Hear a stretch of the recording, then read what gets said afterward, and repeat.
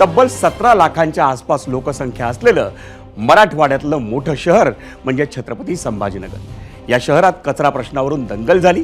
त्याच शहरातील कचरा व्यवस्थापनाचा प्रश्न दिवसेंदिवस गंभीर होत चाललाय। या शहरातल्या कचऱ्याची नियमित विल्हेवाट लावली जात नसल्यानं अनेक ठिकाणी कचऱ्याचे ढीग साचलेले आहेत। त्यामुळे शहरात दुर्गंधी आणि अस्वच्छता साचली असून नागरिकांमध्ये आरोग्यविषयक समस्या वाढल्या आहेत। पाहूयात खास रिपोर्ट।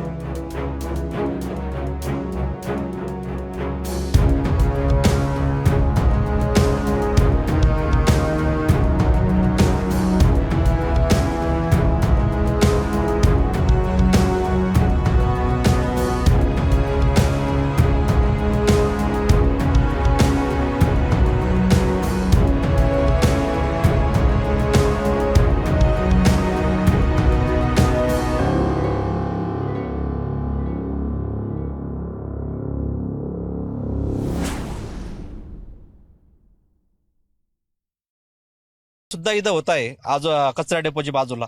मग सरकारने याच्यावर काहीतरी उपाय आणला पाहिजे की एवढी आता 10-15 हजार लोकांची वस्ती इथं निर्माण करताय, तर याचं आरोग्याचं कोण बघणार? जनतेनं समस्यांचा पाढा वाचला असला तरी महापालिकेनं केलेला दावा अजब आहे। तो म्हणजे पडेगाव, चिखलठाणा आणि हर्सुल या 3 ठिकाणी कचऱ्यावर प्रक्रिया केली जाते आणि त्यातून खत निर्मिती केली जाते। त्यामध्ये 3 ठिकाणी 150 मेट्रिक टनचा 3 ठिकाणी प्रोसेसिंग प्लांट आहे आणि यापूर्वीचे जे लेगसी वेस्ट आहे त्याचं काम चालू असून ते मे महिन्यापर्यंत जास्तीत जास्त विशेष करून पडेगाव आणि चिखलठाणाचा जे साचलेलं कचरा आहे ते आपण बायोमायनिंग करून ते निष्कासित करण्याचा आमचा मानस आहे। 2-4 महिन्यात सगळ्या कचऱ्याचं बायोमेट्रिक केलं जाईल असा दावा आयुक्त करतायत। छत्रपती संभाजीनगर महानगरपालिकेने 5 ठिकाणी आपण ट्रान्सफर स्टेशन्स आणि आधुनिक ट्रान्सफर स्टेशन्स आपण उभा करतोय आणि जे रेग्युलरली वेस्ट प्रोसेसिंग आहे तो आज MBT पद्धतीने आपण प्रक्रिया करतो। त्याला आधुनिक पद्धती जे कंप्रेस्ड बायोगॅस बनवण्याचा त्याचासुद्धा आमचे अभ्यास चालू असून त्यामुळे येत्या काळामध्ये या वर्षभरामध्ये खूप बहुतांश जे कचऱ्याची प्रोसेसिंग निगडीत प्रश्न ते संपुष्टात येणार आहे। सरकारी दावे काहीही असले तरी फक्त छत्रपती संभाजीनगरच नाही तर महाराष्ट्राच्या प्रत्येक मेट्रो सिटीसाठी डम्पिंग ग्राउंडचा प्रश्न दिवसेंदिवस वाढत चाललाय। वाढणारा कचऱ्याचा डोंगर, त्यातून निर्माण होणारे आरोग्याचे प्रश्न, कचऱ्याच्या आगीतून होणारं प्रदूषण यावर आमिर खानच्या सत्यमेव जयतेच्या दुसऱ्या पर्वात डॉक्टर SR मुळे यांनी एक पर्याय सुचवला होता। तो मालिक साहब, हमको शुरू में ही क्या करना चाहिए ताकि ये कचरे के बड़े बड़े पहाड़ बने ना? इसका सबसे अच्छा उपाय है कि जो कचरा पैदा करने वाले लोग हैं उसको अलग अलग कर देवें, गीला कचरा और सूखा कचरा। हाँ। और जो गीला कचरा है जो कि बायोडिग्रेडेबल है उसका कंपोस्टिंग करें, जो कि सुप्रीम कोर्ट का भी ऑर्डर है। और संसार में 90% कचरे का निकाल इसी प्रक्रिया से होता है। कंपोस्टिंग बनना चाहिए। कंपोस्टिंग बनना चाहिए। कंपोस्टिंग मतलब खाद। खाद। तो इससे जो खाद बनती है ये बहुत कीमती होती है। ये खाद जो है ये बैलेंस्ड प्लांट फूड है, यानी एकदम संतुलित आहार है सारी फसलों के लिए। मुझे बताइए कि देश भर में कितना कचरा इकट्ठा होता है? 1,60,000 टन प्रतिदिन कचरा इकट्ठा हो रहा है 424 म्युनिसिपल कॉर्पोरेशंस में। तो ये जो 1,60,000 टन है, इसको अगर हम शुरू से ही अलग अलग रखें तो इसका खाद बन सकता है, मतलब कंपोस्ट बन सकता है। जी हाँ, बिल्कुल। तो इसका हमको इकोनॉमिकली, माली तौर पे कितना फायदा होगा देश को? इसमें से 90 लाख टन कंपोस्ट बनेगा। 90 लाख टन? हाँ जी, एक साल में। एक साल में ये जो कंपोस्ट की जो वैल्यू है 90 लाख टन की, ये जो है करीब 27,000 करोड़ रुपए के इक्वलेंट है। 27,000 करोड़ रुपए के इक्वलेंट है सालाना।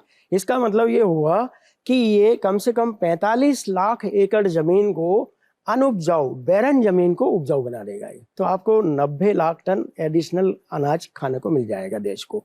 तो क्यों हम लोग ये सब नहीं कर रहे? मुझे समझ में नहीं आ रहा। यही करना चाहिए। तो मतलब जो हमारा जो जिसको हम कूड़ा कहते हैं, हाँ, कचरा कहते हैं, वो एक्चुअली है, तगड़ा रिसोर्स है और विन विन सिचुएशन है सबके लिए, किसी की कोई प्रॉब्लम नहीं है। मुंबईतल्या गोराईच्या डम्पिंग ग्राउंडवर केलेल्या प्रयोगाचं हेच मॉडेल आज महाराष्ट्राच्या अनेक शहरांसाठी गरजेचं बनलंय। याचं कारण शहरातील वाढलेली लोकसंख्या, त्यातून वाढणारं शहरीकरण आणि व्यवस्थापनातली अपूर्णता। त्यामुळे कचऱ्यासारखे प्रश्न दिवसेंदिवस गंभीर होत राहणार आहेत आणि त्याचा त्रास मात्र पडेगाव, हर्सुल आणि चिकलठाणा भागातील स्थानिकांनी का सहन करायचा? संभाजीनगर महानगरपालिकेतील कचरा नारेगावात साठला गेला, कचऱ्याचे डोंगरची डोंगर तयार झाले, गावकऱ्यांना आंदोलन करावं लागलं आणि त्यानंतर हा कचरा पडेगावमध्ये टाकण्याचा निर्णय घेतला।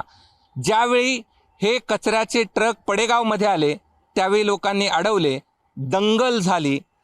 कारण होतं पडेगावकरांना सुद्धा चिंता होती या वाढणाऱ्या कचऱ्याच्या ढिगाची। महानगरपालिका कचऱ्याचं विलगीकरण करण्यासाठी आणि प्रोसेसिंग करण्यासाठी लाखोंचा खर्च करते, मात्र तरी देखील सर्वसामान्य पडेगावकरांचा श्वास मात्र या कचऱ्याच्या ढिगात कोंडला जातो। तो सोडवणं गरजेचं आहे। कॅमेरामन धनंजय दारुंटेसह मी कृष्णा केंडे, एबीपी माझा, पडेगाव, छत्रपती संभाजीनगर। एबीपी माझा, उघडा डोळे बघा नीट।